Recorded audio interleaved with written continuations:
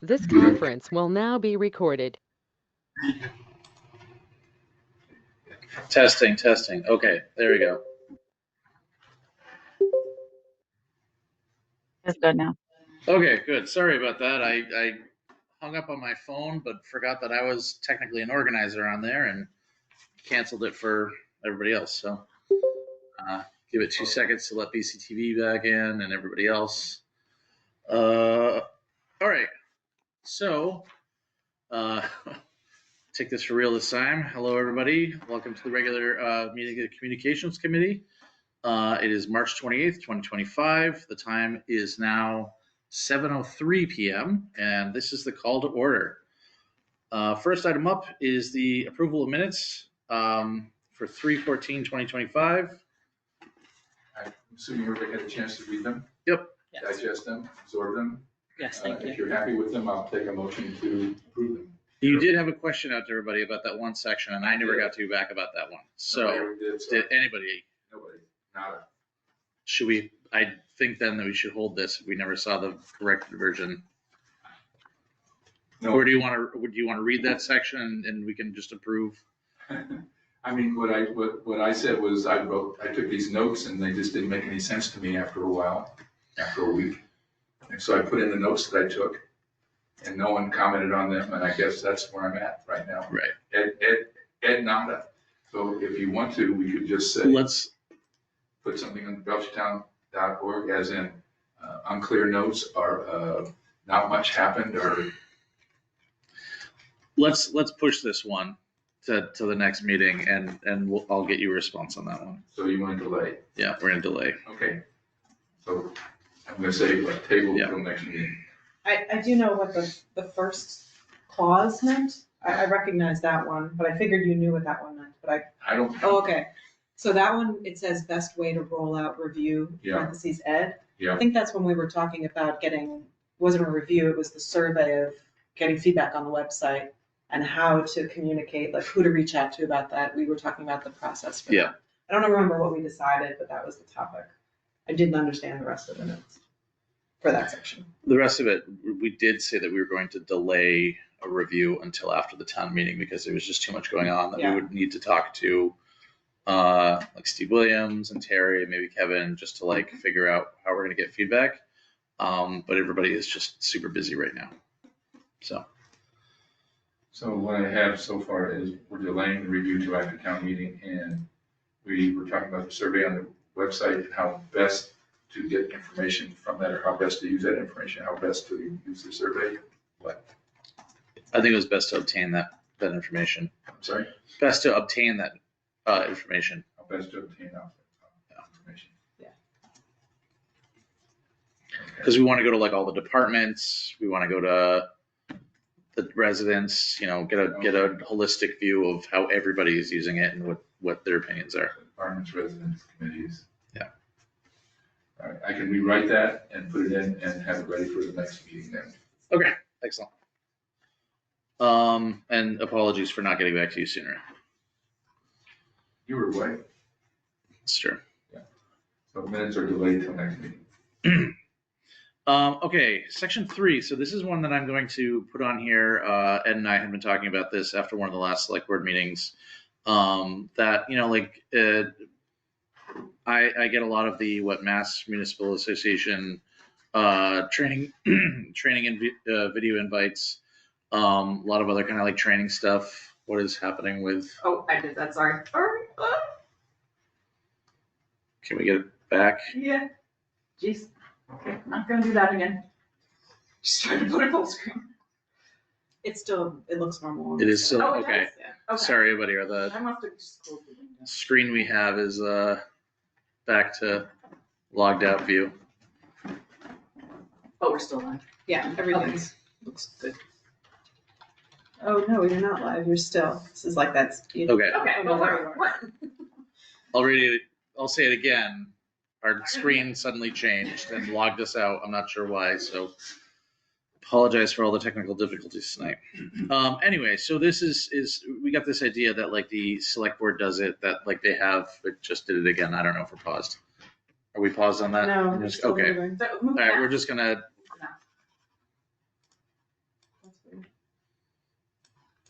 and then we just paused. Esther.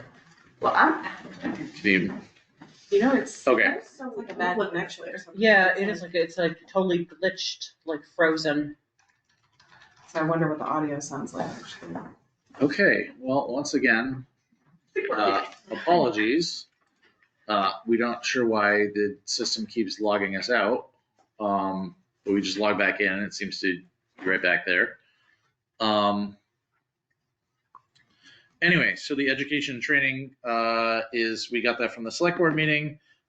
They just kind of like, everybody goes over like anything they've done in the last few weeks of like any kind of training or stuff that education stuff that they've done to, you know, better their voice amongst the select board and whatnot. So, you know, we kind of figured we'd throw something in there as well. Nobody, Okay. it's okay that nobody's prepared for it. This is the first like introduction to it, but you know, if you've done anything that sort of like elevates your education or training for communication purposes, It's usually Let us- it's called the selectmen's report, right? They just. No, that's at the end of the meeting. So this is a whole different. it's very close to it. Yeah, Okay. yeah, that's actually where we got the idea from. So we just like have a section of if anybody had done anything, you know, just let us know. Training wise, there's no deliberation on it, no discussion. It's just a hey, I've done this thing. For example, Ed jumped ahead and gave me a report because he can't be here. He attended the Massachusetts Municipal Association webinar on navigating public records and open meeting laws. I actually have to watch that. I have it sitting in my inbox. It is available for download if everybody else wants to do it. He completed the FEMA Public Information Officer Awareness online course. First step of a number of available online courses. It's just jumping into things. There was something else he did. He did do a couple interviews with the fire chief. And that's it for educational things or anything like that. But, you know, again, if there's anything that you have done, watched a video, took a lesson, anything, you know, you can let us know about that.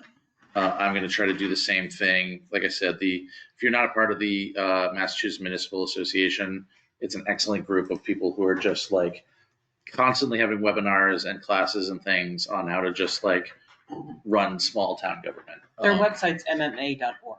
Yes. So a lot of great educational stuff there. And it's strange how timely it is to some of the discussions we have where like it goes over, like we said, that one of them was like, you know, how to run the clerk's office. It's like, oh, okay. Like we've been talking about minutes and agendas. So anyway, moving on past that, communication manager update. So I was gonna ask if we can move this to the end of the report, because it feels like I always have something to add about what I've done to all the topics. So instead of like wasting everyone's time and going over everything, and then we end up talking about them anyways at those particular times, it made sense to me to kind of move it to the end. Any objections? Great. Throw it at the end.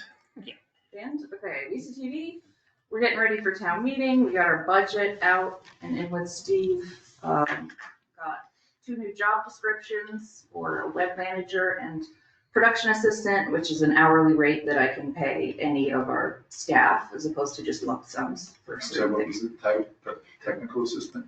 Production assistant. Production, thank you. And working on acquiring some more equipment.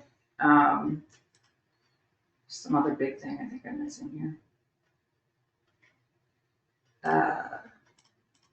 Yeah, working on the town hall auditorium is an ongoing project. Working with updating to digital and making it not a disaster with the feedback loop. So we're still working with Brian for that. Yeah, and, oh, this is a big thing. I haven't announced it anywhere because I wanted to still have some time to do beta and have problems, but we have channel 191 live 24/7 on YouTube. I noticed that. Yeah, Nice. so anyone on our channel can be watching the live coverage that's on TV, same way. So I'm excited about that. Here's a good question about that. So I watched the select board meeting on YouTube. So cool. Well, it would have been cool, but yeah, Okay. All right. That's why we don't announce it yet. it was cool. But I was interrupted about every 2 minutes for a commercial. What can we, is there anything we can do about that? I will look at every setting we have, see if there's anything optional on, Okay, but some amount of it I think is gonna continue to happen. I see. But there might be some channel settings that turn it on higher than usual that I can go and look Okay, if you wouldn't mind. at. Definitely. All right, thank you. I have Did a it- question also. Cut off the live broadcast? So No. you missed content, or this is after the live? I Yeah. think good question.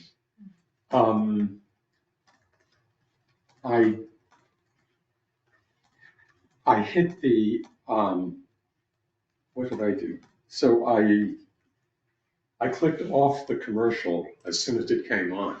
So I can't answer your question because Okay. the flow continued. There was a brief break, but that's all I can tell you because I didn't watch the entire commercial, obviously. Right. So I don't know. I'm not sure. If it actually, yeah, okay. Yes. Okay. Yes. I'm gonna pull it up and monitor it during this meeting and see what I happens. have a question for you also, Esther. Yes.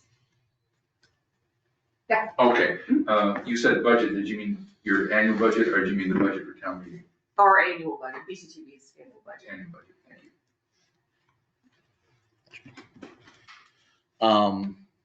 you. And the new roles that you have, are those due to turnover or just to have like actual set roles, or like redefined job descriptions?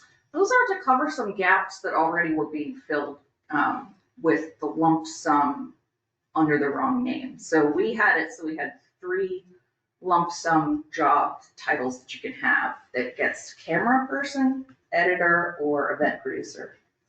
But as more internet stuff happens, there become a lot more things that need to get done with uploading things, making slides that our staff has been doing.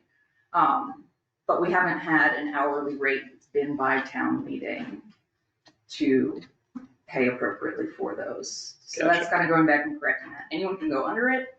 And it's not for the regular, like if someone does a show, that still makes sense. Productions, it still makes sense. It's more like admin kind of stuff. And then the web producer is a larger job that's an extension of that. Okay, I had this web manager, is it web producer? Sorry, web manager, you're right. Okay. Cool. Actually, I was curious, did we figure out what happened in the select board meeting with the audio? Was it just like a weird feedback thing, or? Yeah, I mean, we've been working and testing it all day, but we were not testing it with 200 people in the room. Right.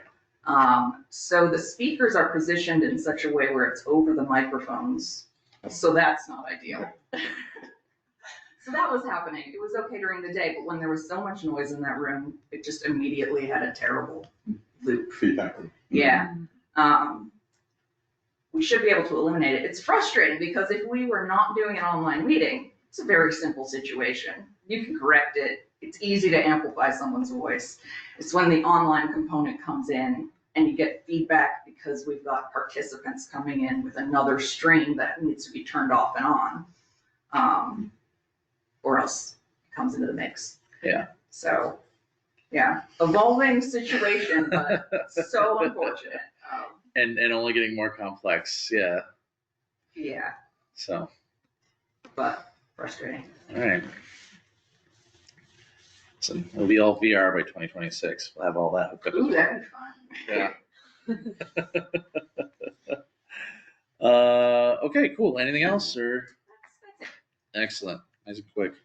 Okay, so the next one we have here is a town manager request that we got sort of, well, just in the nick of time last week to get in the agenda. That's why we are amended. Is to, and this is, and Kate, you're gonna have to help me describe this one because a lot of the discussions happened on email while I was at a work event. But we're looking to discuss best practices for how the select board discusses topics of high interest to residents. Yeah. It seems like that's so- the issue, but also not the issue. Correct. That is sort of the issue, but not actually the issue. Right. So it kind of boils down to, so we'll start with background, right? Because that's always, it's good to know where we're Yep. coming from.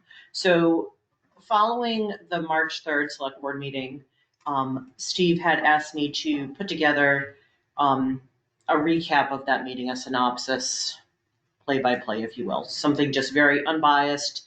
Here's what happened, because, minutes aren't going to get approved till the next meeting. So you can't read the minutes till then. And not many people are going to be inclined to sit down and watch a 2-hour video. And at least apparently a request originally came from Lisa. But Steve's the one that passed it on to me. So I did the 331 with no problem. And then it became a point of discussion again when Terry went to Steve and complained that she complained about, one, the title with the word recap in there, and two, the concern that people would think they were actual minutes and she didn't think we should be doing it. So then Joanne and Steve were in my office so Steve and I were talking about this. Joanne came over, we talked about it, and we said, well, let's send it to Lisa, since the idea originally came for her for the 317 one, see if she likes this, the 331, before we do 317. So then Lisa came back and she said, yes, I like 33, go with that. And then she came back again and said, no, add some quotes into it, beef it up, make it bigger. So then I went with that second directive of add quotes and beef it up, make it bigger. And then that turned into a further conversation of, well, now who reviews it? How do you pick unbiased quotes? How do you pick the best quotes? Who should be reviewing it? Because then Lisa was like, well, Steve shouldn't be reviewing it because Steve reports to the select board, so he shouldn't be reviewing the select board's work, but I report to Steve. So it became this convoluted mess. So then I rewrote it, pulling out the quotes, formatted it exactly like the 331. Steve said that was fine, and then Lisa is still trying to figure out how we best proof them before they get put up. And that's kind of where we are now. So the best practice, I guess, at that point is who's reviewing them before they get put onto the website. And then, we're still trying to massage like what we're going to call it. And it came out of Lisa's email to call them at a glance. So the select board meeting at a glance, a lot wordier than select board meeting recap. And then there was a disclaimer put in there saying that these aren't the official minutes. And then once the minutes are posted, I can go back and hyperlink to the actual minutes if someone wants to read those. And then there's also a note in there too, saying if you want to watch the whole thing, here's the link to watch it on BCTV.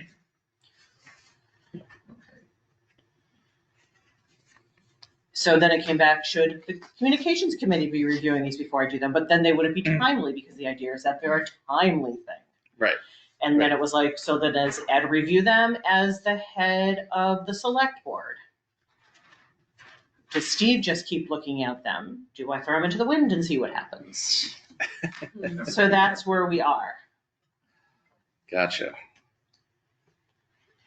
When you say 3-3 and 3-1, you're referring to dates, I'm assuming. Yeah, 3-3 March, the select board meeting March 3rd and the select board meeting March 17th. Okay. So you have a copy of the most recent 317 Have a article. copy of it. Yep. This is the one without quotes with the statement, everything else in here. I don't know if we want to pass it around or if you want to read it. But it is very just a top level summarization. It does have a voting summary on, anything that was voted in it. But it's a tough subject, right? Because who decides what information goes into the report? What information is the key information and not the key information? Is it subjective? Is it written by someone who's subjective? I think there's a lot of this argument going around the town of, if somebody's on one side of it, are they giving us a subjective report? Are they pulling out a quote from somebody else that is actually not helping them in the end? These kinds of things. We're looking at this very strange breakdown of I say the first few steps towards a breakdown of trust within, I think, the lines of who's doing what within town, and who's supporting what positions, which could be very, very dangerous slope to slip down. Sure. So To that end, something I omitted when we talked about this, in the first version, I had the town manager's report, because that's a big part of town meeting, because that's a big part of select board meetings is Steve's report in there. And Lisa had asked me to take it out because she wanted this solely to focus on the select board and anybody presenting to the select board, but at the same sense, Steve's telling the select board what he did over those couple of weeks, and I didn't have that in the March 3rd one. I only picked the people that visited. And then I also, so to write it, Esther sends me the video with the transcription, and I go through the transcription and I write it, and then I throw it into chat, clean this up for me. And then I kind of go back, and chat had a really hard time with this one. It's simply chat could even tell the animosity that was happening in the room. It could, just based on the statements, not actually hearing it. And it had the way a couple people voted incorrect in there too, which I thought was really strange. But thankfully I was at that meeting, so I know what happened. I could have pulled it up and watched it. The transcript was right. And then I also, there's a couple sites Unbiased or Not, where you can plug things in and is this a biased article or not? But anything has got bias when it looks at something, right? I have a question. Has council weighed in on this?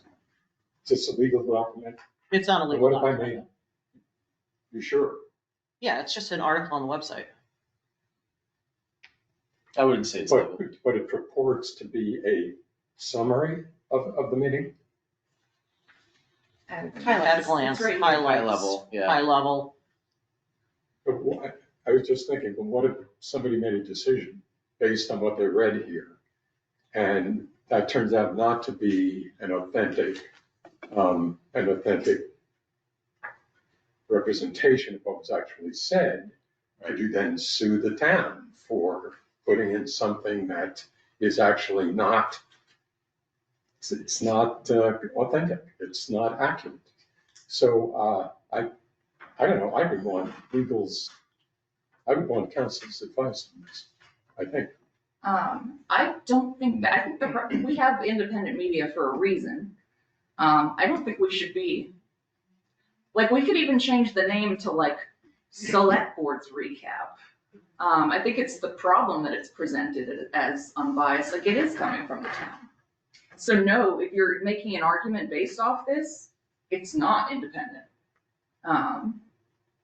That's my 2 cents. Because Yeah. we're not an independent, we are the government. Yeah.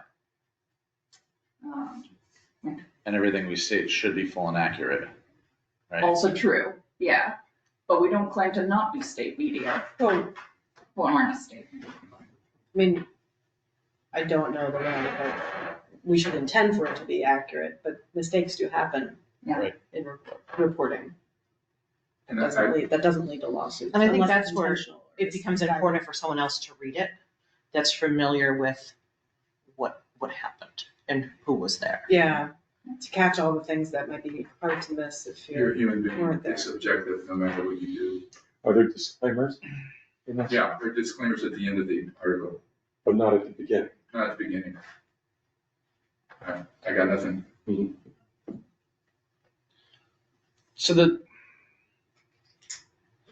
and I went back in the when I did join in the emails, one of the big questions that I sent back was just simply what is the primary objective of this, right? Why are we doing an article? Why are we trying to do this? What is it we're trying to get out of this? And I believe what we're trying to do is just simply get information out faster than really the rumor mill, Yes. right? Yep. And trying to get a narrative going that is more or less our narrative than any other sides, which I can see is important, and we want to get on that, but yeah, I don't know. It does seem like there is local newspaper for a reason to report on these things, and there are people But there. unfortunately, our local newspaper has been very incorrect. Right. Mhm. Which, there are ways of going about, having them, put updates and stuff Sure. like that in there. I would submit that we don't do a synopsis at all. I think it's wrong. I think you send them right to the video and say, if you're that interested, watch the damn video. Because that is what actually happened, and it then becomes your subjectivity, not anybody else's subjectivity. I know we're into the spoon feed everybody information, and I just think it's wrong. I think people have to work for information. You don't give it to them with a lollipop. I strongly disagree, Lou. I know. I think if you want people to be informed, you have to meet them at the level at which they'll receive the information. So it's good to make efforts to not baby, but to provide it in a way that's will allow people to process it. I feel like the common denominator is sinking lower and lower. We're not raising the intelligence level by giving people So cough drops. I actually agree that this is probably not the best way to do it, right? An at a glance is, at the end of the day, going to end up being called out as subjective. There's going to be issues with it. And I'm not, I'm not sure that this is really the right answer. It's a good attempt at it, to get ahead of things. Ed had an idea that we make sure that the BCTV video, and like Lou said, is available for anybody to watch. That way they can see and get their own opinions on things, but that we try to add chapters to them, which I think you have been doing, where you could say here is the discussion on Prop 2.5, here is the discussion on the next thing, and the next thing. That way. That takes a few days, right? So the raw video could Takes be. a day or two, it does. We're just Right. not gonna do it automatically yet. Yeah, so the raw video is available immediately, Mhm. but the chapters won't be available for a few days. Right. Saying. And how is that process done? Is it somebody has to go in and Mhm. hard code? Charlotte's been reviewing them. We're ordering which meetings are done first right now. But what's interesting is when you upload a video on YouTube, it does give you the option to put in automatic chapters, but nothing happens when you do that. So I don't quite understand. It might imply that that's coming, Interesting. but I don't know how accurate it will be.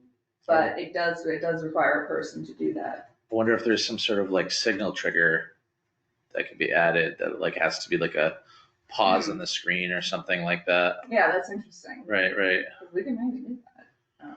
Well, right, yeah, if we can. I mean, if we put lower thirds in the future, then there would be a thing on screen that says what item is being discussed for an automatic thing to go get. But also a human needs to be at the meeting to do that. So, Right. yeah. Oh, at the meeting, or could they do it down at the station with the computers down there if they're doing a if they're doing a go-to meeting kind of thing? It could be done after. You can do it either way, whether it's a live graphic coming in or a post-production Yeah, graphic. I don't know it all. Yeah. Beyond my expertise. I think it's something worth trying for the major, the big Yeah. select board meetings, the tri-board meetings, Yeah. things like that. Like when we know a meeting is gonna get a lot of views, it's a hot topic thing, we can pull out all the stops and do all the things. Yeah. Because that is a way of back to handing people things. I agree that we need to be better about giving people the information and presenting it before them. But honestly, the best way of giving them 100% of the scenario is to give them the video, right? And say, here it is, but at least we've cut it into chapters, so it's not 2 hours you have to watch. Here's the half hour you have to watch and gather your own opinion. And you can hunt and peck these things, come on. When You could. download video, you hit the little slider till you find the part you want to watch. Yeah. And then you just start watching it. So it's not like they have to watch the whole thing. They can search for it when they start talking about 2.5. Oh, here it is. Click. Let's go. Yeah. It's not always easy to find that exact spot by No, scrubbing, but yeah. You go back, it's yeah. on peck, Yeah. you find it. Esther, is it possible to do an automatic transcription of things? It does, GoTo does that already. Yeah, It's not the best. Yeah, you though. would know. Yeah. You would know. I also do grab GoTo does an AI summary, and I have been putting that up on the description, clearly labeling AI summary, so we're not claiming it's correct, but, yeah. I mean, there's a question, someone could be going through the transcript and making sure it's correct, because we do use that for content and navigating stuff. I I Can I have ask a question? sorry. Hi, I'm sorry. This is Allison Bombi. I'm the grants coordinator for the town. I'm sorry for those of you who haven't met him that I'm on not on camera, but I'm kind of making dinner and stuff while I'm sitting here.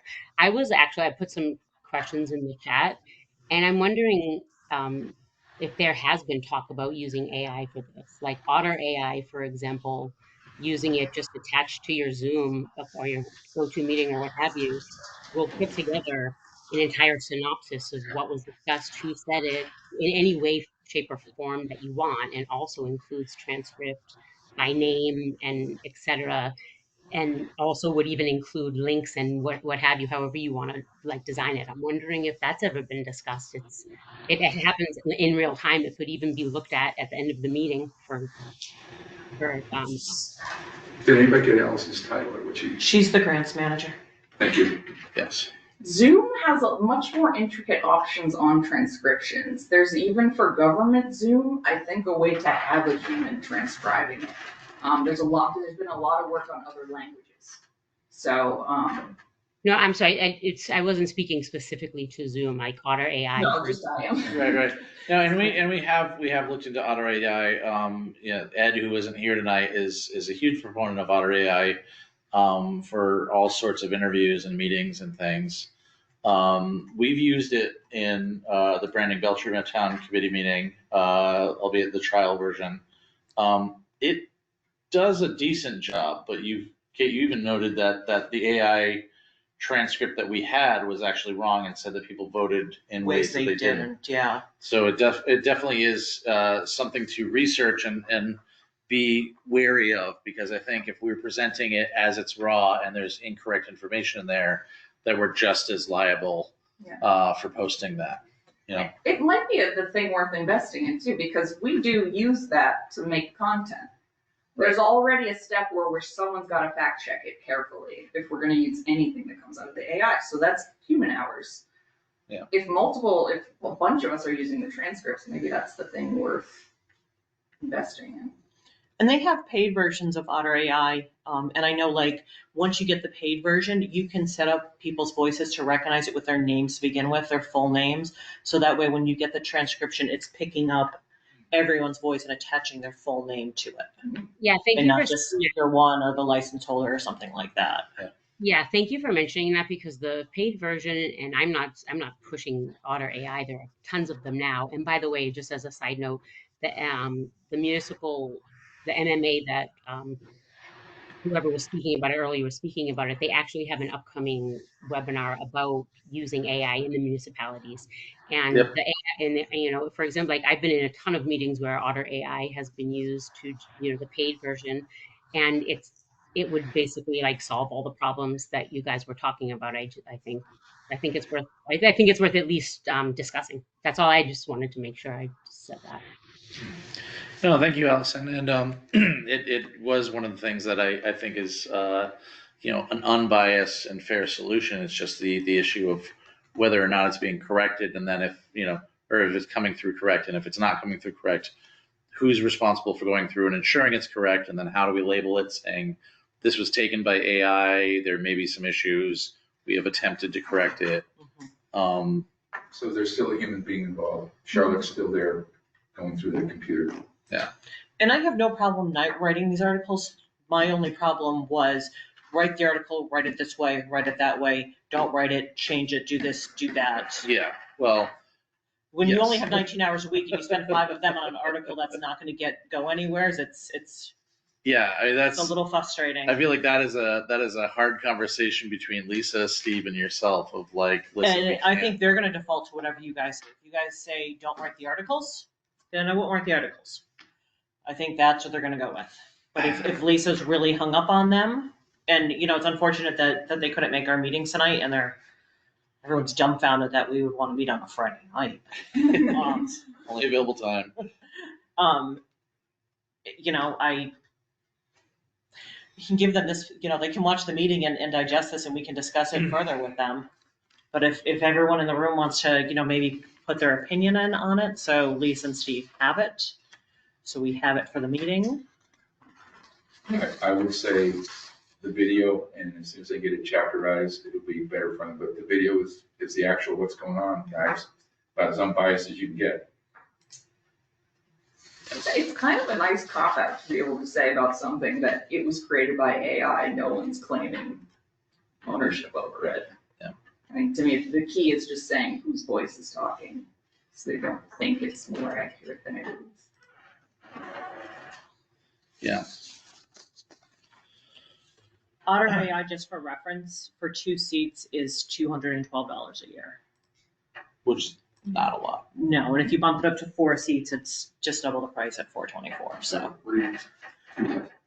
Otter AI is $212 a year for 2 licenses. Oh, thank you, licenses. Yep, and then 4 licenses, it's $425. A lot of sites will call them seats instead of licenses, just to make it difficult.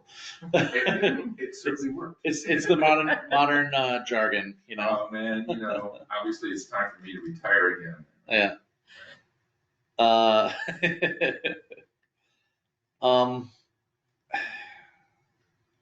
Yeah, and I mean, there are more questions from Lisa that aren't necessarily about this directly, though she does have a statement that this is pulled from some emails, the back and forth that I grabbed of hers. Chris, are you going on to a different topic? No, it is still the same topic, and I think that I want to end this with having I think we should perhaps even vote on whether or not we think that these, or try to come to a decision on whether these reports should be made. That way we can tell Steve and Lisa whether or not we think these are a good idea, and then provide some alternative methods that we've thought of, and maybe we can even discuss some other things at the next meeting if we've come up with any more ideas. You know, but I want to. Kate has a deadline to get this out essentially, and it's either we're having this happen or it's not happening, and if it is happening, what changes need to be made, and whatnot. So I want to make sure that we are being respectful of that request to make sure that they have an answer on that one. But there is like the further question of you know, well, if not, then what? And like I said, Lisa threw in a whole bunch of other questions in here of like, how do we determine what qualifies as a high interest topic? It's a steady read, but I can read it to everybody just so we can get what her thoughts were. At least it's large font so that it's a little easier for me to read through. But I think because Lisa's not here, I might as well read everybody her thoughts, right? So I'd like the Communications Committee to weigh in on best practices for how the Select Board discusses topics of high interest to residents. Again, this is not necessarily this, but it gets into it eventually. A few key questions. How do we determine what qualifies as high interest topic? What, once identified, should it be standard practice to state each Select Board member's reasoning and position verbatim? How do other towns handle this? My goal is to ensure that rather than relying on local papers to accurately capture Select Board meetings, Kate can provide residents with a clear summary of what was actually accomplished. For high interest issues, I believe it's important that people understand why Select Board members vote the way they do. Given that media coverage often prioritizes what sells over what informs, we need to carefully consider when and how we go beyond a simple at-a-glance summary. Later, she states, in an effort to provide context to the agenda of meeting item, Select Board at a glance during your communications meeting Friday night, I did a quick cut and paste of the role of Select Board in Belchertown, which can be found below. Understand what we do as a board will help define what the communication vehicle should communicate. Role of Select Board. In Belchertown, the Select Board serves as the chief elected policy-making body working in partnership with the town manager who handles the town's daily operations. The Select Board's key responsibilities include hiring and evaluating the town manager. The board appoints the town manager, sets their goals, and conducts performance evaluations. setting policies and long-term vision, while the town manager manages day-to-day administration. The select board establishes policies and priorities that guide town operations. Budget oversight and fiscal policy. The board reviews and approves the budget prepared by the town manager, ensuring it aligns with the town's needs and financial stability. Appointing certain officials and committees. Granting licenses and permits. The select board is responsible for approving liquor licenses, business permits, and other regulatory matters. Town meeting preparation and recommendations. The board develops warrant articles and provides recommendations on key issues for town meeting consideration. Representing the town's interests, the board serves as the voice of the town in interactions with state and federal agencies, advocating for policies and funding. Under this structure, the town manager serves as chief executive officer, carrying out the board's policies and overseeing municipal operations, while the select board focuses on governance, strategic planning, and community representation. Goal of / objective of at a glance. So that's where we're getting into this. In a previous email, Chris asked the great question, what is the goal / objective of this communication piece? I've heard from many town residents that they don't have the time or inclination to listen to a 3-hour discussion and simply want a snapshot of what was discussed at last night's select board meeting. Fair enough. Belchertown Select Board at a glance is an attempt to provide such a communication. Let them listen for themselves. If residents want to know what each of the members of the select board said about any given topic, then we'll need to watch the recorded meeting. Perhaps Kate can provide a hyperlink to spots where general discussion begins, but that may be too much work. Parentheses, maybe it's something that our cable channel can focus on. I'm thinking about the KISS method. Keep it simple, stupid, for those that know. Maybe leave it to the residents to find and listen for themselves. Very much a loose point. I came to this conclusion after reading the quotes that Kate pulled regarding what each of us said, and reading the quotes that a recent flyer voting against the Prop 2.5 said were comments from each of the select board members. Neither reflect a summation of what any of us said. I think it's probably an impossible task. As such, the better part of valor tells me that if people want to know what select board members said about any given topic, residents will have to listen for themselves. Vote tabulation should simply be yes or no. No added commentary as they have here. As we already have a town manager's blog, the town manager's report at select board meetings should reflect how the town manager is advancing the goals, policies, and priorities of the select board. And that is it. So a lot. And we see there sort of what the goals are, what we're trying to do. You're dealing with official stuff here. And, Yeah. and so to Mark's point, anything written about it could be considered some sort of a legal document. Mhm. And I think that's a problem for Kate and for Steve. Because no matter what they put out, someone is going to say, no, that's not. In other words, tonality is not in reports. Is a Facebook post more clear where it's coming from and then it's not official? No, because anything posted on the official town page is the official. People would treat it the same. Yeah. I think I am, for this type of discussion that we're trying to summarize, I think I am leaning towards Lou's view that you want to go to the source because we're representing what people said and how they came across in the whole conversation. So I think it would be a great solution if topics could be identified and time-stamped. I was just looking quickly at YouTube. It does seem like it should be possible. I don't know how good it is. Automatically, Yeah, that they find the topics and timestamp it. Yeah. And that seems like it would be, and that also seems like what Lisa was suggesting, that could be a good solution for directing people so it becomes more accessible. You could find what you're looking for, but you're not relying on interpretation. That won't be within the first 24 hours, more likely. If we had perfect transcripts after the meeting, we could make those timestamps very quickly if there was a time code on it. That could be within 24 hours. Otter does put Which a Otter time does, code on them. Yeah, You got $200? in my budget, maybe. That's what I meant. I didn't mean you personally. Yeah, yours are ITs. Yeah. Yeah, I honestly, like, in my opinion, and we should all throw ours out, I think that having AI and utilizing that unbiased system to just put in what's there is going to be the best solution. Whether it's Otter or some other transcripting service, we just, are familiar with that one tool. Perhaps another reason to move to Zoom because they have a built-in one as well. That might involve people. That might involve. Because the thing is, if it's an AI transcript, someone needs to review it before you can take it verbatim. What they call it, And hallucinations. a comment I have about the Zoom one is I know from just from a business account, I don't know how it would be with the government account, but it will automatically record your Zoom meeting, but you do have to pay extra to get that recording and to actually look at it.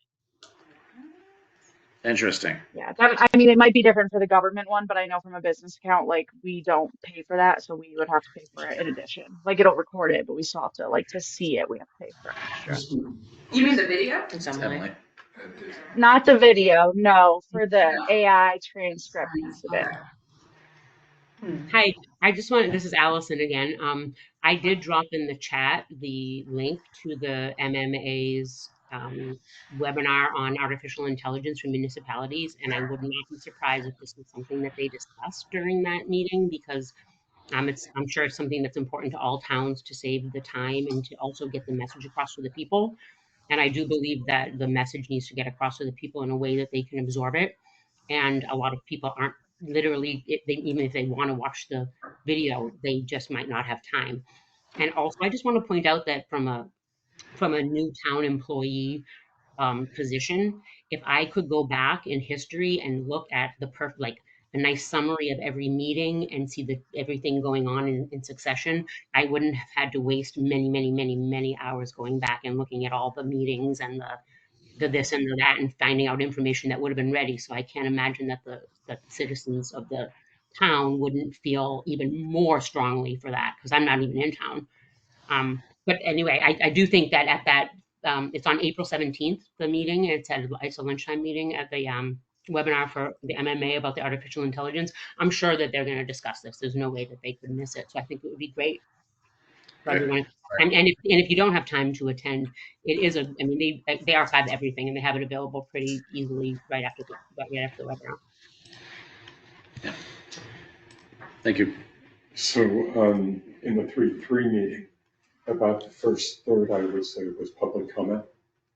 And so there's a question about whether or not we can record them and whether in fact we could transcript them in any way. I'm not sure. I guess we'd have to have permission from the speaker, although I'm not sure of that. But I guess I would distinguish between comments in a meeting of this kind, where comments will be made. And I've been in some meetings here where comments have gone on for an hour and a half or so. Would that be part of the AI transcript? Or is Lisa suggesting that the AI transcript is exclusively the conversation among the select board members?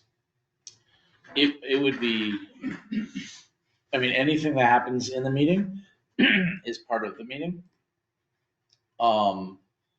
Including who says what. As Allison's talking, you may have noticed Lou recorded her name. It's going to be part of the official minutes that Allison participated in this part of the discussion. She's going to be in the attendance as a guest. So the same thing should be happening in those select board meetings where when somebody comes up to the microphone, they should be stating their name, Yes. what their position is, and then stating their comment. I would absolutely say that belongs within the transcripts, and it's in the recording. It's in the YouTube videos that we post online. And I believe it's the understanding of anybody who walks in that room and knows that the video is recording, that what they say is going to be official public record. It's public, Okay. Yeah. So that explains what their objectives. And anyway, it's to capture the entire meeting. Friendly amendment to what you said before. Yeah. Why don't we try it? Why don't we do an AI recording of a few meetings? Yeah. See how accurate they are, see how much time it takes, what we have to correct, and so forth. and see whether it can present, a reasonable approximation of the meeting and the tone of the meeting Yeah. and content. I absolutely agree. I think that it's a great solution. It's a quick solution. And it could be exactly what we need. Yeah. Okay. And I think, just to be clear, the issue with the quotations was not necessarily just the individuals from the town that spoke up, but, if you watch the meeting, Lisa stood up and spoke for, 3 to 5 minutes on her position. And it sort of wavered in her own way back and forth of where she wanted to Yeah. land. Yep. And in fact, where she landed was with this, but with stipulations. I'm for this, but with stipulations of what happens. And so like a whole quote of one sentence is just not doing her Right. statement justice, right? Fair So Yep. you really need the whole transcript of it. And even, newspapers will only have so much space Yes. to fit statements. So, Has Emily stated her opinion already? not in so many words of her way on this, but do we think I think you're searching for opinions. we are searching for opinions? And I think, do we just throw it to vote at this point and just see how everybody feels on whether the vote is specifically about the at a glance and whether or not Kate should continue with them? And I think, I make a motion that Kate no longer be writing at a glance, and that the town try the AI solution for accuracy. Second.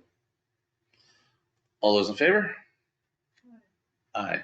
Emily, roll call. I agree with, yeah, I agree with Lou. Okay, excellent. So we have a decision, Kate?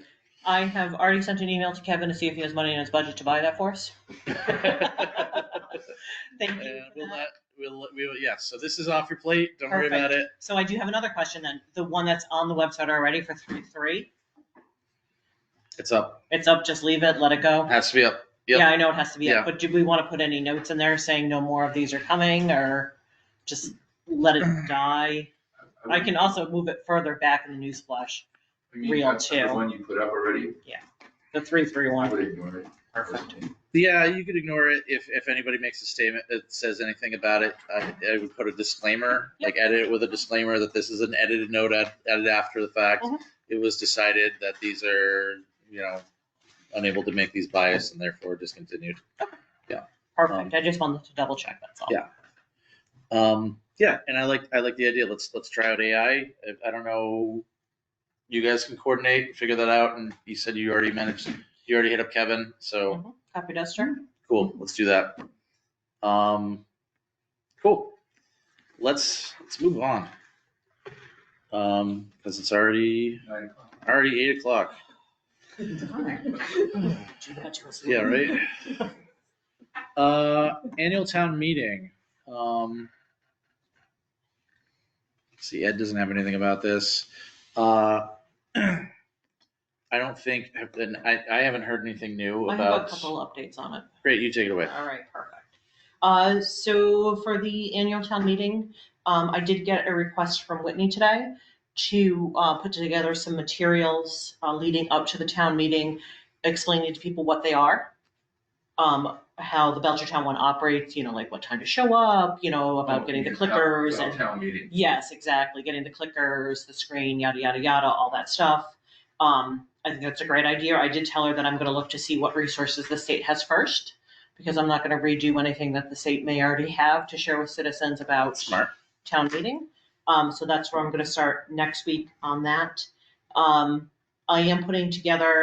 will be putting together the annual report for the town meeting with that QR code and everything.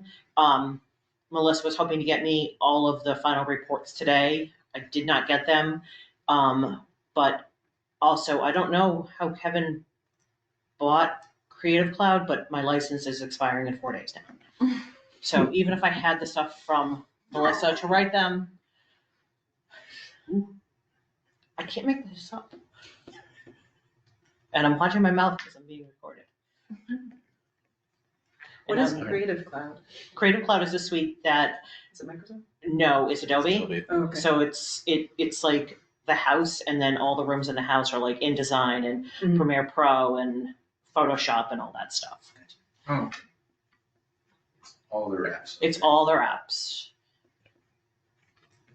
So it was good. I got it installed earlier this week. No problems with the licenses. I gave Kevin that thumbs up. We're good to go. I was able to open them and use them. And then this morning, when I started using them, I got the pop-up window. They're expiring in 4 days. There's a problem with your Use your license. new license because you're. So I have sent that sense to Kevin.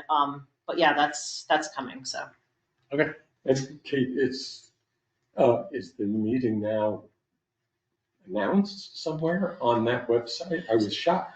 So I have, it is going to be going out tomorrow. It's going to be on Facebook tomorrow that it's coming. It'll be How about on the website? populating on the website. The announcement will be, because you can schedule when you want things to come out, like when the text message goes out and stuff on it. So all that's going tomorrow. About the day for town meeting? Save the date. Save the date. Save the date. Nothing too official. Don't want to step on anybody's toes in regards to it or anything else too. Where does it appear when you put it in on the website? It's going to be on the events page for right now, and it'll probably get pulled closer to the front as we get closer and talk about things. Is that a good thing? I mean, so this is one of the most important things that happens in town, Mhm. right? So I would think it would be on a splash page right on the front, because it took me 8 clicks to get to that announcement, and it was under the town clerk's page. It should be right on the front page. Do you want to take out the photo rotators and put in a static about the town meeting date? You're talking about the 4 On the featured images on homepage, the yeah. bottom? Yeah. The top rotator. The header image at top? Yeah, the header image is at top. They take a long time to load too. But Oh, you're saying put in like yeah, specific like literally headlines put it in there. right here. Yeah, like take out the images or even Sorry. pick one with a nice background and put text over it, alerting people to the date. But we don't have an option to make pop-ups come over the website, so you have to like see it first and then click out of it. Like that's an added extra feature. I can do that. Can you? Yeah. When I asked them about that, they told me it was gonna cost money. To have a pop-up on the page? Yeah, Oh, yeah, you can do that. they told me it was money. Where is it? Well, we can talk about this after. We'll talk about that after. Yeah. Yeah, that's the quick solution right Okay. there is Yeah, we can put a pop-up on the page. anytime you enter the page then you can tell it anytime they enter the home page or anytime they enter any page on the site whatsoever, that pop-up will appear. I was doing a chat with them and they told me I had to buy some things. No. Maybe that's just their default statement is to come buy things. Yeah, so let's do that. I'll show you to do that later. Man, I was trying to not have to bug you about something and I was like, oh, pay for it. So I don't know if this is germane to our discussion tonight or not, but Terry has mentioned she's anticipating an overflow audience on this, so the town meeting may be in more than one location. And I understand that BCTV is already working on that, but I don't know if that affects us or affects getting the word out to people or not. It's the auditorium and the, gym. I guess. Cafeteria? I thought it was the gym. But Usually it's, it's, it's two It is, large it's the spaces. gym, it's Usually the it's the gym. auditorium and the gym. gym is usually the primary and then the auditorium is probably the overflow. No, the auditorium's been primary lately. You're right, I'm sorry, you're right. Okay, yes. Well, to your question, I don't know if there is anything super important that we could do as a committee. It's getting notification out, obviously, that there's going to be a backup room. I mean, I think that's probably what's going to be included in the information packets going out later. What I think would be interesting to send people is sort of the overflow rules past that like, what happens if even that's not enough and we can't accommodate and right, like, is there a that would be a lot, I think. Yeah. And maybe that's not necessary, but it's sort of a, like, what are your rights Well, I think a if better you're not in question the main is, room, you know? what happens if we don't have enough clickers on hand Right, for people to vote? right, the what ifs, the edge That's cases, probably the- yeah. Which I know that they can usually, I believe they, whenever they're reserving the clickers or renting them, they say like, okay, we need a high turnout, let's get, 5,000 of them or 10,000 of them. So that, I believe these services do have Kevin's got the numbers on it, thousands, yeah. whatever they are. Um, We own 300, I remember that, but then he rents a bunch of other ones and borrows from other municipalities. Yeah, and 300 is usually like plenty for A normal town, town meeting. yeah, 'cause nobody shows up. But the bottom line is if we go over capacity, they have to cancel and reschedule. Yeah, and find capacity. That's right. Yeah. State law. Be renting out the Mullen Center. I know the union. Yeah. Yeah. Yeah, I think, I don't know. I mean, like any of those odd questions, stuff like that, like those might be, those might be important to get out. And people knowing what their rights are if they're not in the primary room, people knowing what their rights are if they are in the primary room. I think that's some of the information that people are gonna want, as well as just the core, like, it's at this time, it's.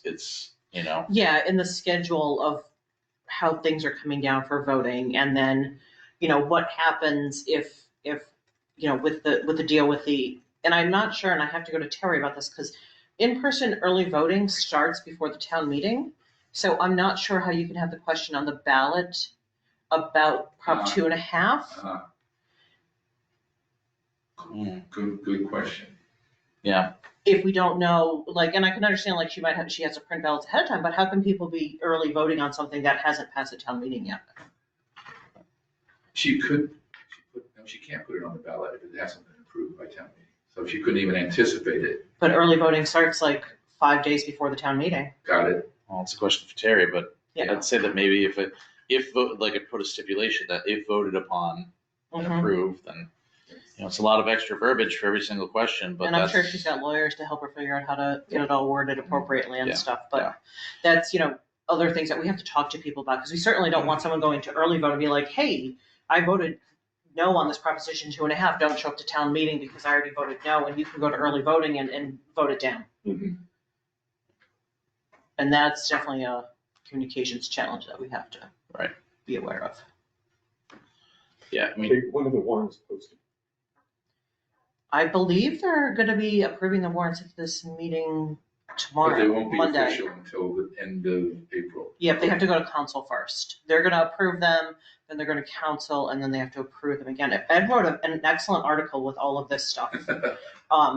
If you want all the nitty gritty about how it works. Yeah. I think there is, it's 7 or 14 days before the town hall is when technically they have to announce them. Yep, But they rarely announce them before then. So it's very much a last minute.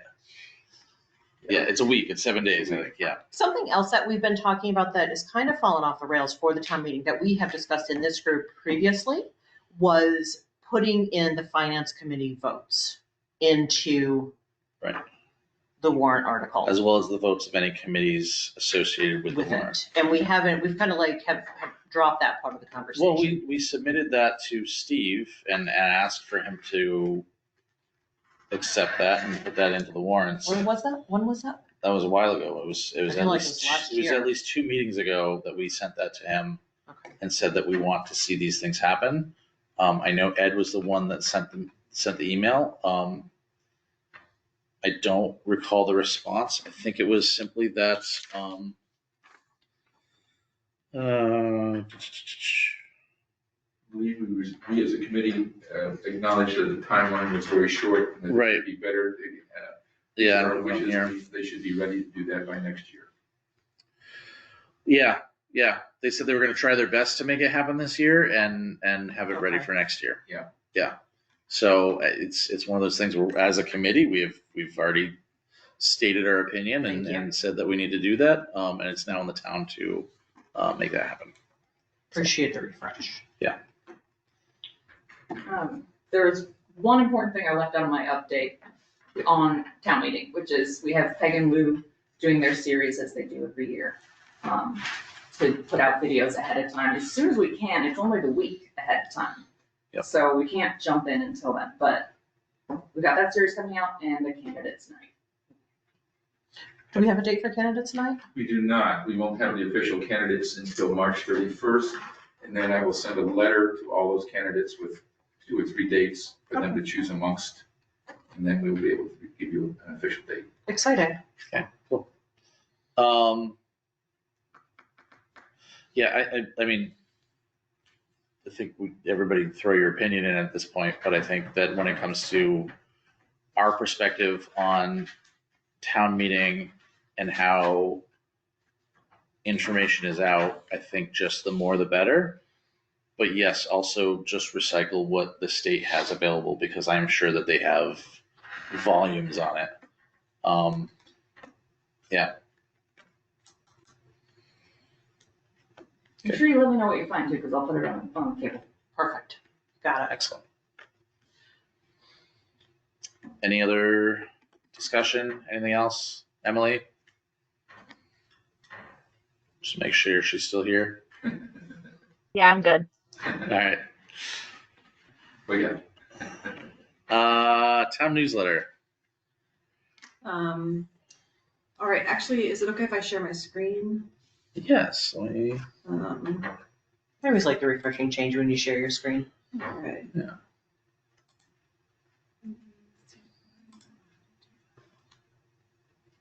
There we go.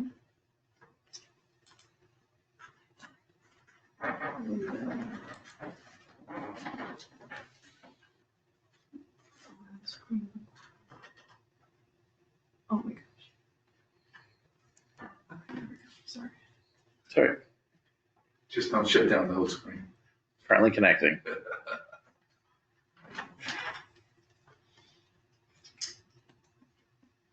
right, that's not working, so never mind. Here we go, I'll just share the tab.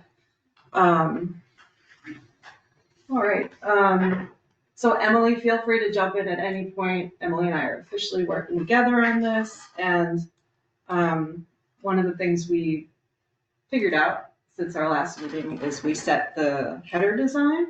We did this with, also, we emailed Ed about this because Ed had suggested, you know, last meeting we had presented a few different carriage options, and everybody liked this Phaeton, I should figure out how to pronounce it, carriage, which is kind of a sporty carriage that that was very popular in the United States and elsewhere.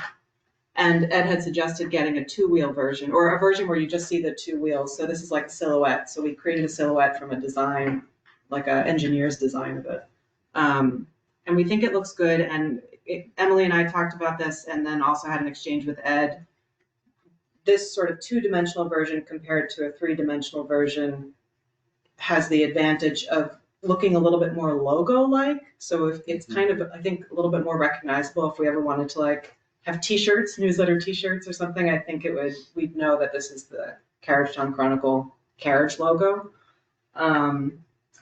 So that's, you know, if you guys have any feedback on that, we were thinking we would go with that. We'll still run it by Steve again too.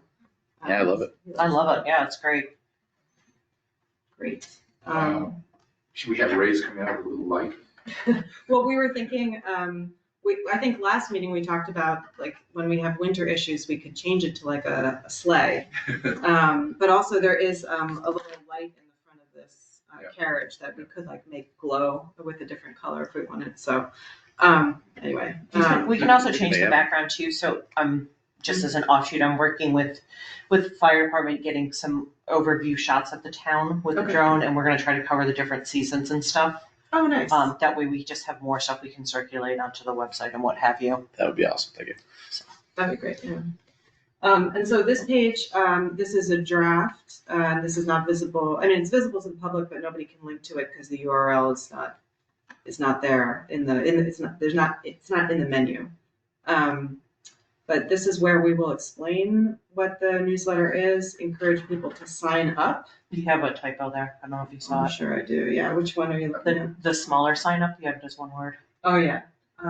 Yes, and that's actually gonna just have to be removed. This is for the webpage? Oh yeah, remove this header later. It's just, I missed that part. Find it in the back end. Yep. There's another one down here to remove. Universal. Yeah, it's an HTML block, and if you don't If the HTML fails and you don't have any just like plain text in there, then it's very, very difficult to like grab that widget on the back end and edit it. So I always put in headers and just, just to be sure. And once you see it working on the front end, you can just remove the header. This header, that intentionally plain. Yes, yeah. So we don't need to take up too much time tonight. We're in the process of putting a number of things together before the select board meeting on April 7th.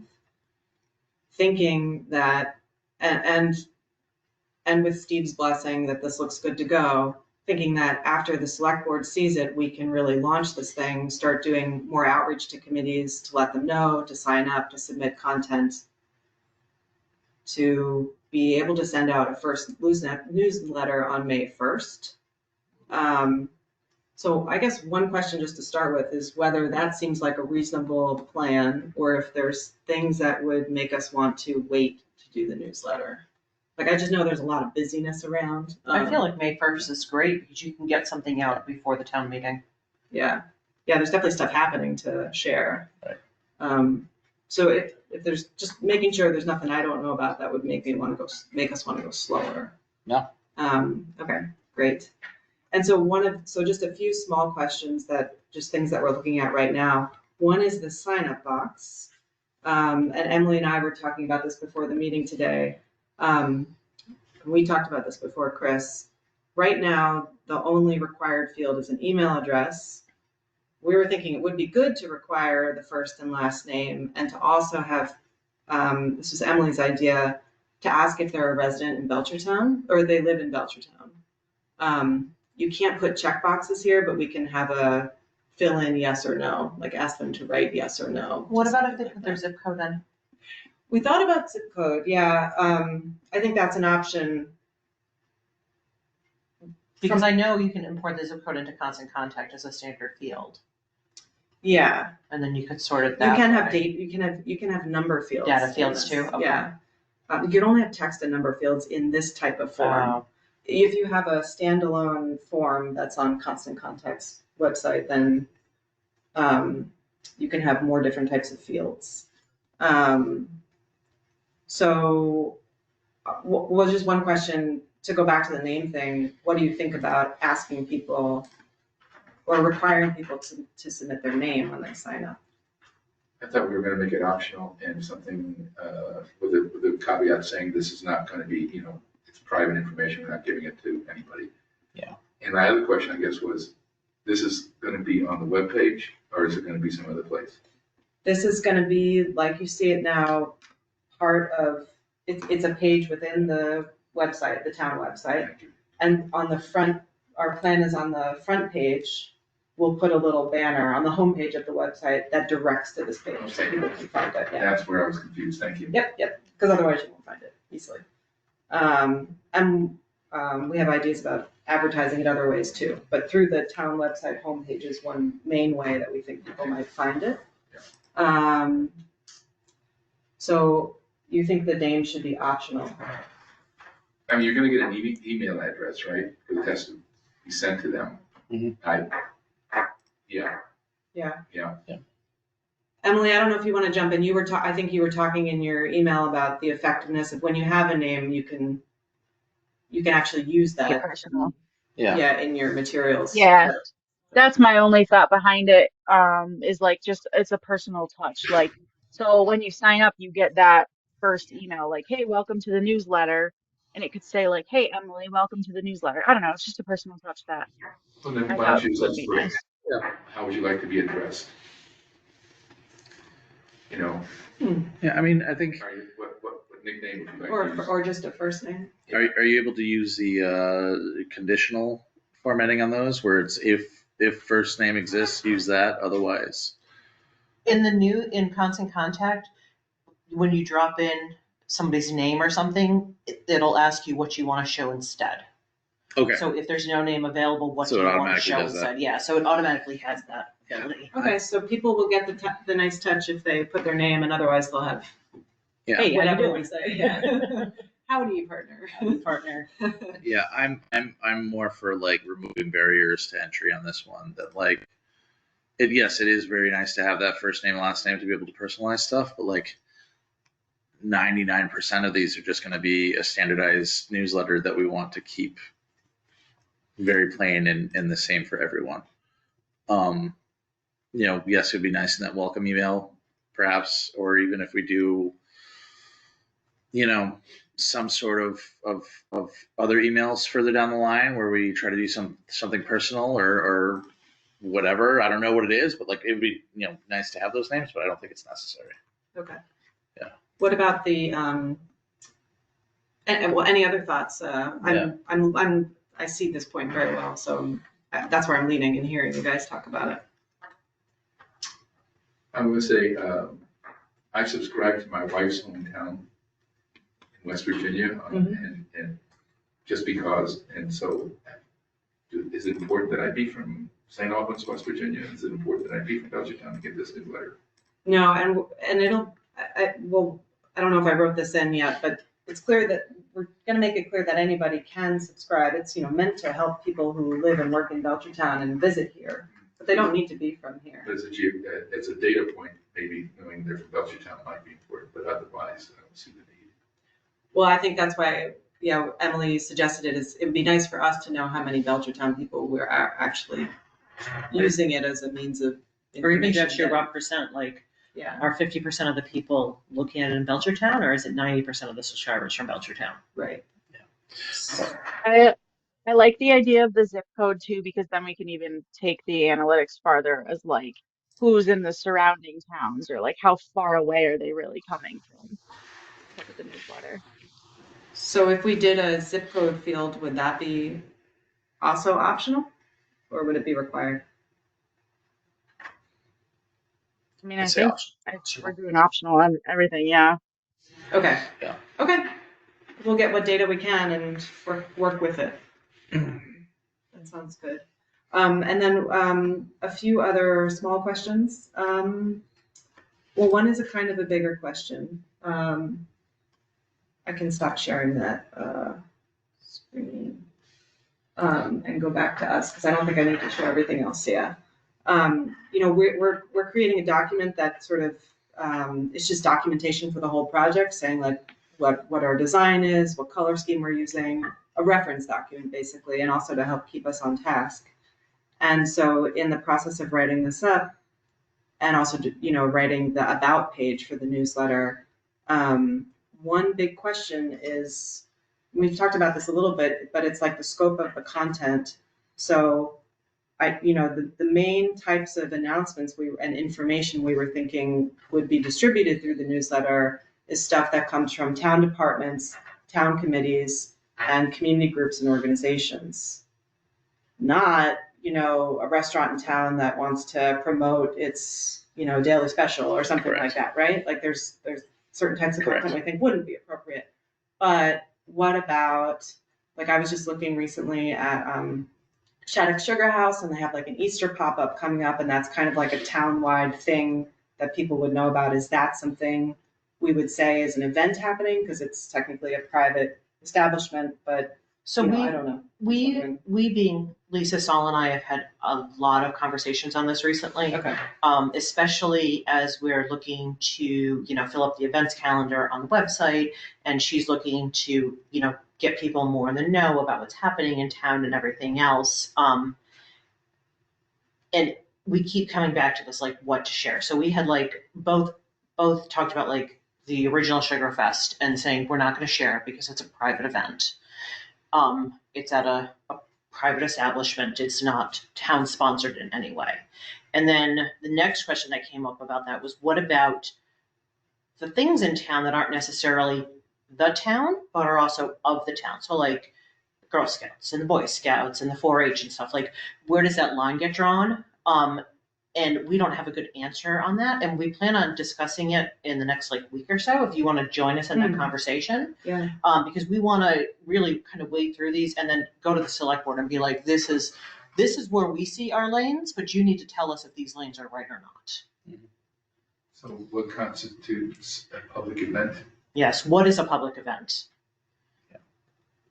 And then you have offshoots, like the Stonehouse isn't actually of the town, but the Stonehouse is like super important to the town. Like, where are these lines? What are these gray areas? Yeah. Kind of thing. So we do plan on discussing that in the very near future. So I'll shoot you an email Okay. when we start scheduling, because she's part-time too. That'd be great. So, yeah.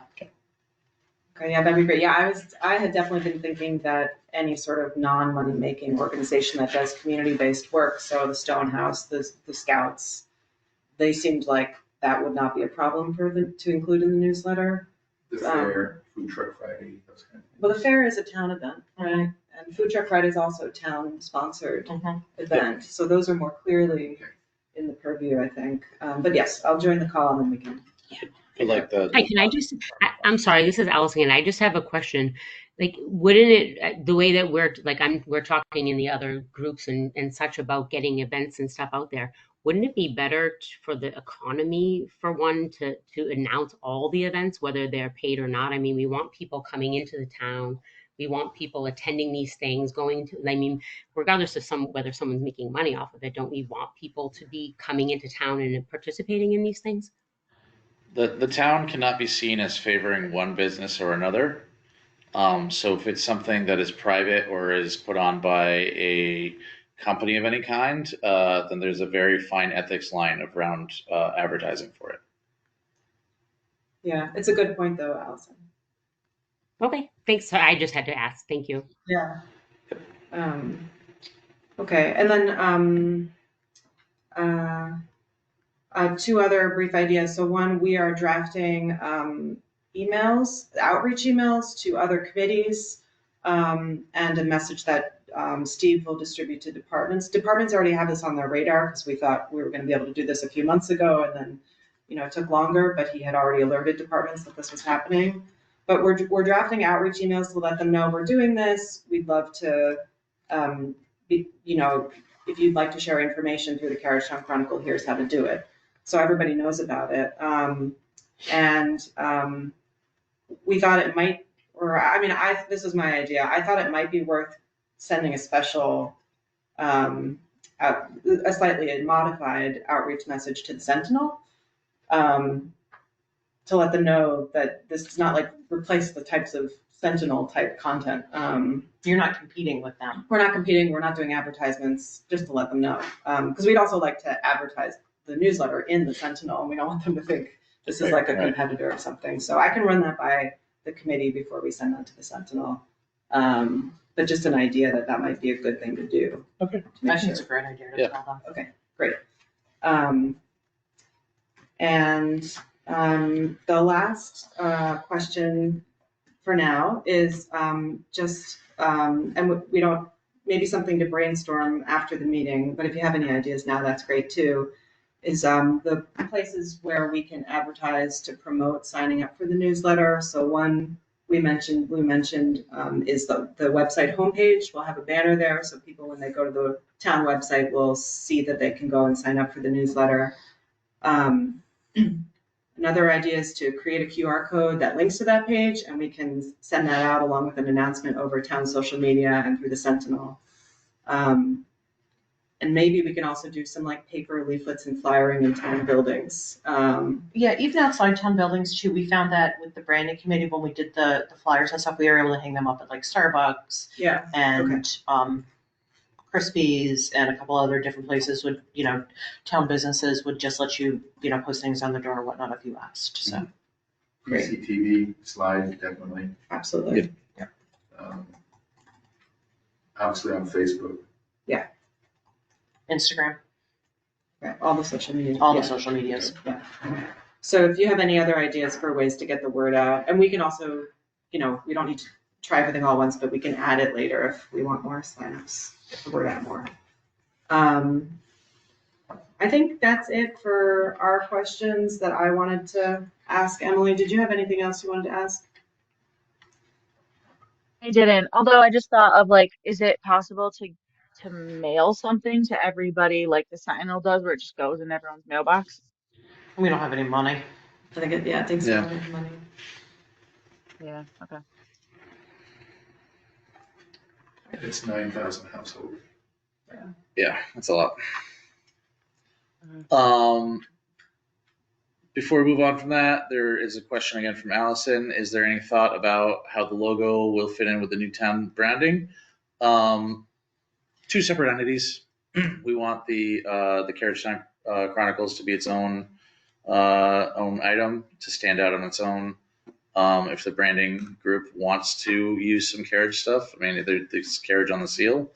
And as a member of that committee, it'll be up to them. And the responses that we got from the town folks, but two separate things in my mind. Yeah, I would agree with that too. Yeah. Okay, moving on, and I think I am going to end up cutting some things from tonight's meeting because we're only halfway through and it's 8:30 already. So let's go into the communication plan, which not a huge update. I've sent Lisa and Jen, albeit only recently, copies of the last copy you sent me of the communication plan. I told them both to review it, good or bad feedback, and if there's anybody that they can think of to send it out to as well, that they should feel free to do so. We don't want everybody to see it, but a lot of responses is not bad either. So we'll see what comes from that. Any other questions, comments? So 2 points. So Kate is going to be responsible for updating projects on that plan, or are we going to have some other kind of strategy for doing that? That's question one. Question two is, are you willing to, and is this something that you want to do? Do you want to go ahead with, developing tactical plans for all of our projects, which is some work. It's 1 page per project. Right. And I'm not sure, there's a lot of activity going on. People are acting on their projects, and so it's a question, Right. Is it worth the time and effort? A written plan, is that what I'm hearing? Yeah, so typically you put together 1 page per project, right? Yeah. Has project objectives, it has project leader, it has team, it has risks and how you address those risks, it has costs, that kind of thing. And that keeps a committee like the select board current on our work. I personally like them because I feel like it keeps people in their lanes and helps prevent project drift. Indeed. Absolutely. I agree with that. I want to see how Jen and Lisa come back with it. Okay. If they have any modifications to it, if they're adamantly opposed to it, then there's going to be a debate.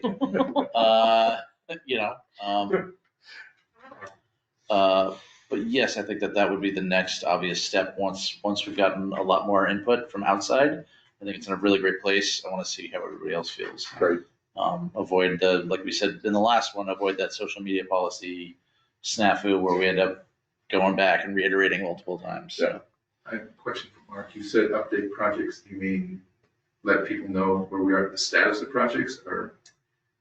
Well, I think there are 2 things. Yeah. One is, as we have projects in this group, or from outside of this group for that matter, that have to do with communication, do they make it to this committee, and do we get them on paper in any way? Who's responsible for maintaining the plan, project plan? Got it. I think that's Kate, but I'm not sure.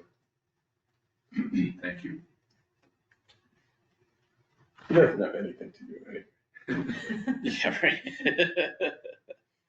Well, yeah, I think there is a good question there too about, what are projects that we're doing that are like Newsletter and stuff. the newsletter and stuff, right? Is that a major communications plan, which we have said it is, and I think that would be one thing. But then annual town meeting and just making sure that our voice is heard, and that we have big suggestions to the town, right? I think newsletter, yes. Voicing our opinion, probably not, right? Something that's going to be far more outreaching ends up being something that needs to be maintained. We're building an actual product that should probably have a tactical plan behind it. Okay. Yeah. And maybe that's a determination. And when we have those opening remarks of it is a decision. Is this a tactical or is this just a big discussion? I think that's exactly the way to go. Yeah. I think right now we have 30 projects in there, and we would need some conversation around most of them. Yeah. To make that determination. All right.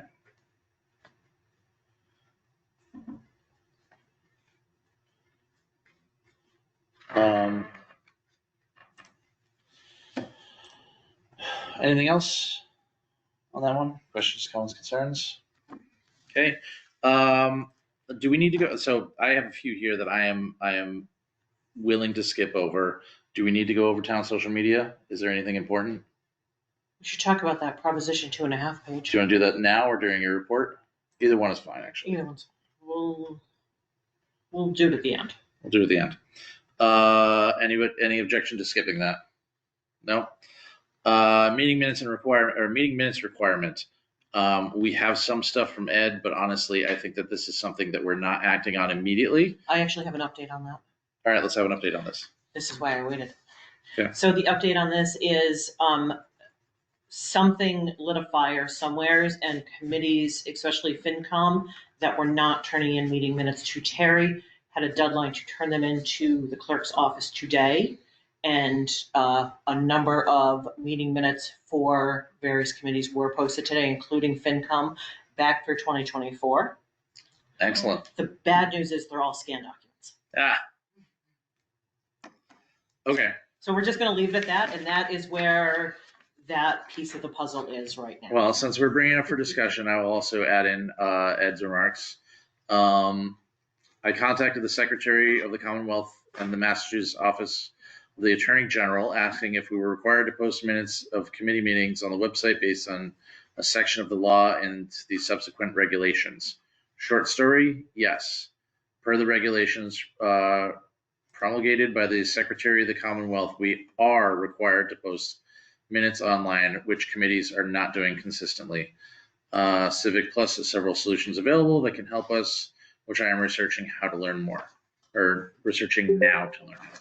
But there was no timeline. We went off. There was no timeline with this information. I did turn it off. Turned it off again. Okay, thank you. Sorry. Yeah, I would suspect that all of Ed's digging around and researching, and he has been in contact with Steve and Terry, has probably lit that fire, and us in these meetings constantly using the Finance Committee as our prime example, that probably did light a fire of some sort. Yeah. All for the better, in my opinion. Agreed. Definitely big thanks to Ed on that. Yeah, it is unfortunate that they are scanned documents, and that is maybe the next thing to tackle. Right. What does that Step mean? at a time. They're rough notes, they scanned them and sent them in as the minutes. No, they're fully printed documents and they have signatures and everything else on them. But they've been scanned and then uploaded to the website, whereas it's not like a Word file saved as a PDF and then that uploaded to the website. So the primary difference is for accessibility compliance. Okay. That screen readers need, they can read a Word doc, right? But they can't read an image. And so if you scan text in, you're technically making an image and not text. So so anybody with a screen reader is unable to actually read what's on the This form. is an ADA violation then. Correct. Okay. Yeah. Wow. Yeah. And as a government agency, we need to be held to the highest level of ADA compliance. So that's an issue. Wow. Technically, the select board does the same thing. So it's prevalent and not great. Any other questions, concerns? I think we'll get more into this once in the next meeting. Branding Belchertown Committee updates. I wasn't there for the last meeting, so I can't give any updates. So we had the open house on Wednesday night. We had about 45 people attend. The next day we had an open house for town employees for an hour from 11 to 12, where they could just stop by and attend and get more information. It was set up really nice. Like, so half the auditorium was set up with the wayfinding stuff, bunch of different interactive boards over there. The other half of the auditorium was set up with the branding stuff, interactive boards over there. BCTV was there, lots of interviews, great stuff going on. Like I said, about 45 people showed up. The next day at town, unfortunately, only about 5 people showed up. Of those people that showed up, we did have some great conversations with them, and they were able to do what they had to do. But the turnout with that was really low. We are going to offer to host a Zoom meeting with the schools to answer any questions that they may have, knowing that they could not attend the one at 11 o'clock in the middle of the day on Thursday. So that's a separate note. So, we had these big foam boards and big, large printed out sheets, splitting them into 2, one being the branding, one being the wayfinding. We didn't get as many, they thought we had great results. And I was like, no, we have not heard from nearly enough people. We're hearing from the people we would expect to hear from. We're not hearing from everybody. We're not really getting word out there. Let's extend the time a little bit and give them some more time to vote on it. So the branding boards are at the library now, and they're going to keep them on display. I made up a sheet that, tells people what the boards are and how to use them and the purposes behind them. So they're at the library. The wayfinding stuff is going over to the senior center, and they're both going to be there for half a week, and then they're going to switch positions. And that way, just, as people are coming into the library or the senior center or something like that, they'll have another chance to do that. And even if we got, 20 more people to engage with it, that's still 50% of the people we had to begin with. So half of each and then switch. Are there specific questions on these boards, or how do you get information? So they're really interesting. So the ones for, you probably have the pictures for them. I've got a few. Yeah. So the ones for branding, there's 3 mood boards, if you would, which one feels the most like Belchertown. Are you on the branding or the wayfinding? I'm just going through all of them. Okay. So with the branding, you vote on the mood you like the best, and then there's this fun little activity where you can take a Post-it note and write down up to 5 words that say Belchertown to you, and then you can put it on a board in little squares and see what other people put on their Post-it notes, if you will.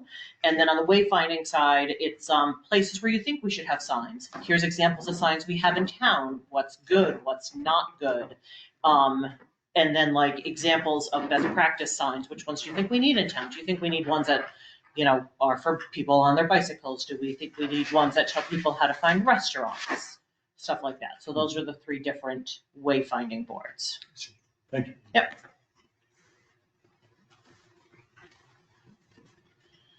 Okay.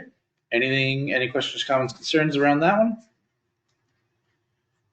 Okay. Wayfinding, do we have, has Maud reached out to you? She has, there will be a meeting April 3rd at 11, 12, or 1 o'clock. I don't know if there's been a location. I don't remember if there's a location, but somewhere. We will have a definitive answer come Monday. Yeah. Okay, cool. Emergency communication team, I have a little bit from here, but really just that Ed is making a document. And he's continuing to work on the on that document. So I don't think there's much of an update on that one. That document is what we can do and can't do, or responsibilities, or how we go about it. Yeah, it's sort of like game planning and stuff like that, and what happens in an emergency, Okay. from our position. Thank you. How to communicate when an emergency happens. Yeah. Thank you. Okay. See, aren't you glad we waited? We'll put it to you before public comments. And yeah. So kind of on top of all the other stuff that we've talked about, something that we launched at the end of this week was a new email address for town employees as well as committee members, and it's events@belchertown.org. So the issue that we were having is that myself and Esther and Lisa, we're trying to find these events and make sure that we're covering the events and telling people about the events ahead of time. And we're just spending a ridiculous amount of time looking for things. So we're like, we should tell the people to tell us what's happening. Yeah. So let's leave this on that. So we set up that email address. We've already got a couple things sent in with events that are coming up. And that's also part of what furthered this conversation as to what's an event, right? So we have that email address up and running. The email to all the heads of committees will be going out Tuesday, letting them know about it in case, they're having a think about how to take care of your back in the garden or something like that. Obviously I wrote an article, it didn't go anywhere. Just lots of little moving pieces. I had the mock conference after our last meeting, so I attended the Massachusetts Governor's Conference on Travel and Tourism with Lisa. We got a lot of great info, things that we can do. In retrospect, we're not necessarily sure if we were the best people to go, but that's also part of why we've set up a review meeting for next week. So we're going to be sitting down with various people in town associated with travel and tourism, and just kind of brain dumping what we learned at this meeting, things that Belchertown may be able to implement. And more of it definitely goes to what Lisa's working on in regards to, growing the economy and stuff like that too. So that was a day and a half that we did that. Just lots of work with getting the word out about the branding, open house stuff, and what have you. And then today, it was brought to my attention by 7 different people, keeping track, that someone had started, and can I do a screen share? Sure. Just so Why people not? see what I'm talking about. Just makes life easier. guess. Thank you. There you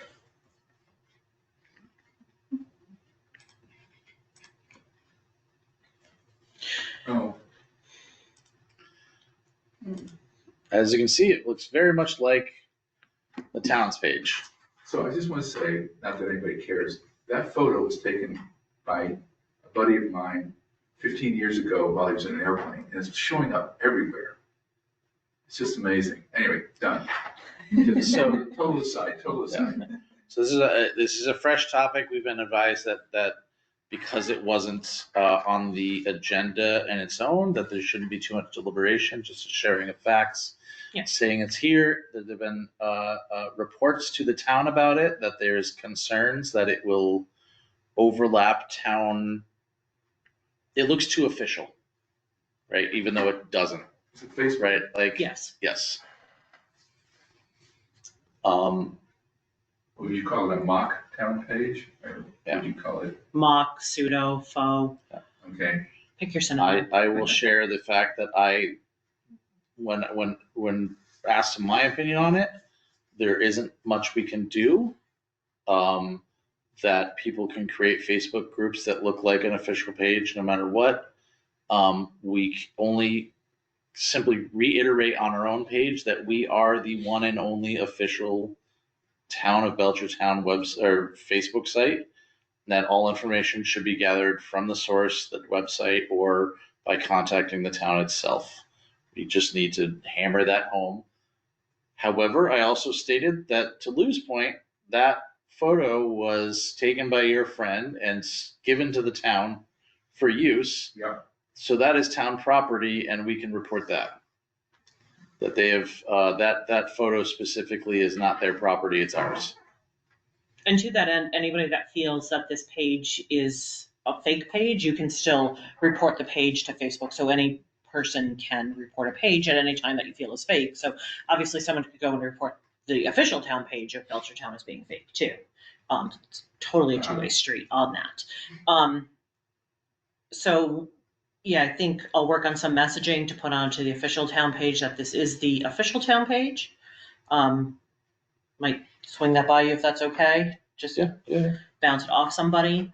And then I think I'm going to send an email to all town employees, because it's been town employees primarily that have brought it up to me, as well as some of the teachers. They brought it up to Joanne, who's the head of HR. So just an email to everybody being like, hey, we know this exists. We didn't do it. Have you tried reaching out to whoever owns this account? They're hidden. Okay, so they can't even be contacted? Nope, the admin's hidden. Like I could message them, and I have not done that. Or it looks like you can see their email too, if you could send them an email. So, then, Yeah, they have an email address, Emily was saying. Oh, we're not supposed to I talk. mean, I know it's a generic one, but Can't deliberate too much about it, yeah, Okay, so sorry. let's, Have you thought about just if it's free advertising for the page to let everyone know about it? I did think about that. Yeah. Yeah. all right, at this point, because we don't want to get anything, we've already asked 2 questions that shouldn't have been asked, so let's move forward, and move on past this, sorry, So I can stop sharing my page. yes. So there's that. You're aware. We're aware. People can stop telling me about it. Yes. Other than that, social media has been coming along really well. Had a meeting with Doug Albertson, the planner, today in regards to getting. Stop sharing. Oh, I'm sorry. I apologize. Thank you. I thought I did. So I had a meeting with Doug Albertson today in regards to getting all the information that we need up on our website for our marijuana establishments, so we can come in compliance with that law. I have everything I need from him for the 90% of it. He owes me a little bit of things, but I'm gonna make a mock page for him, send it to him to review and plug in the missing information. And then I've also spent time in the last couple of weeks working on documentation for the Prop 2.5. We are using what Hudson, Massachusetts put out as a template, but we are pulling out some information. In sections on theirs, they did get very passionate, for the lack of a better word, as to what may happen if it's not passed. So we are going to remove the passion and the what ifs and all that other stuff, and it's simply going to be a presentation of the facts. So it'll show, property values in town, what the percentage, as they work out these numbers, what it'll be. But there's also another chart in there too. And someone at the town hall, I'm not exactly sure who, but there's a chart. They did 27. We're probably going to pick 20 or something of similar and neighboring communities, if you will, that show what their median house price is for single family dwellings, what the current tax rate is, what the new tax rate will be, what the base taxes of income like, and they show it and then they highlight to show, here's Hudson, here's how we fall into this. Because as we learned previously, if we don't put out information like that, then someone else is going to, and there's no guarantee where they're pulling it from, whereas we can pull it from the state's websites and know that it's pulled from the state's websites and it is the most up-to-date current information. proactive, correct information. Yes. And Kate, in the 3-3 meeting, there was a lot of discussion around labor economics of the school system. What's our ratio of students to administrators? How many assistant superintendents do we have, and so forth. So my question is, does the town typically produce, and maybe you don't have the answer to this, does the town typically produce labor economics of its activities, and especially the school system, which might help us with respect to this issue? So the town has no control over what information the schools want to put out regarding, obviously not the stuff on DESI, but, they're not required to put out a line item budget, but they did add it to their website. So the town couldn't tell the schools to create a labor economics with that information. The schools would have to decide to do that on their own. I see. But if we want to do something like that for the town, that's certainly something that we could discuss with them, but I'm not necessarily sure if we want to buy into that if the schools aren't buying into it as well. Because we don't want to further this us versus them gap. Look, we're giving you this information, but the schools aren't there, bad guy. You know what I mean? Absolutely. But sure, but wouldn't Steve and others want to see that? I can't speak for what they want to see, unfortunately. I would find it interesting personally, but that's just me personally. All right, so the term you guys used was labor economics. Yeah, labor economic statistics. Labor statistics, yeah. Thank you. So the town puts out a lot of I'm- information I'm about the school system. Okay, It's in DC or DESI, okay. but none of it's analyzed. So you can get data sets, but then you have to do your own analysis. So that's one question. Second question, Kate, and maybe this is not for you too, because That's fine. no. So does FinCom produce any, did they produce any time-lapsed views of what's happened to the budget, what's happened to those DESI statistics, so that we have a sense of trends of various revenue and expense items? We have documents, and they're on the website that show like trends of revenue and expenditures and stuff like that. But with the town stuff, all the school stuff is kind of lumped into one. So you can't really pull out, like, you can't like be like, oh, here's the school info and here's how chapter 70 is varied over the years and see how those are related. That's not in there. I see. All right, thank you. There was that whole chapter 70 report that BCTV recorded. That's going live on Sunday night on our I'm gonna Facebook say, page. and that That's a good one. doesn't detail enough information for you guys. She looked like she really went through it. I can't, Heidi did the presentation, No, right? it was Somebody from the state? Yeah, oh, she's not from the state, probably somebody who's affiliated with the schools, but not part of the schools. Yeah, I can't speak to what information they have and Okay, if we have I enough just or thought it not. might help if you wanted to spend another 3 hours looking at something. We'd have gone a 3-hour tour. Lou, can you send me that link? Esther should be able to help. Okay, thanks. And that's all I have, if anybody has any questions. Going once, twice. Okay, yeah, we're up there. Okay, we are at the public comment section of this. We've already had a few already, but we're okay with that. Anything else from the public? Countdown, 5, 4, 3, 2, 1. We're done with that. Additional items for discussion. Any topics not reasonably anticipated the chair? No. We did the 2.5 thing already. Any committee member announcements or informal topics? No? Cool, excellent. And deliberating the next meeting time. We are looking into the, let's double check. 10th, no, 11th. 11th. Because we're doing Yeah. Fridays now. Yeah. Everybody. When is okay with that one? Easter? That's late in April, I think, this year. I don't know exactly. Easter's the 20th this year. Okay, Yes. thank you. Okay, we all good for the 11th? Same time, same place? Yep. All right, let's move along then. I move to adjourn. All those in favor? Aye. Kate, you're not, you're I not, can't I'm sorry, vote. you're not voting. I'm But so used to you being you part of pointed it. to me, so I And, said something. And Emily, Yes, I. excellent, thank you. Wow, you beat 9 o'clock. Beat 9 o'clock. All right, thank you, everybody. Have a great weekend.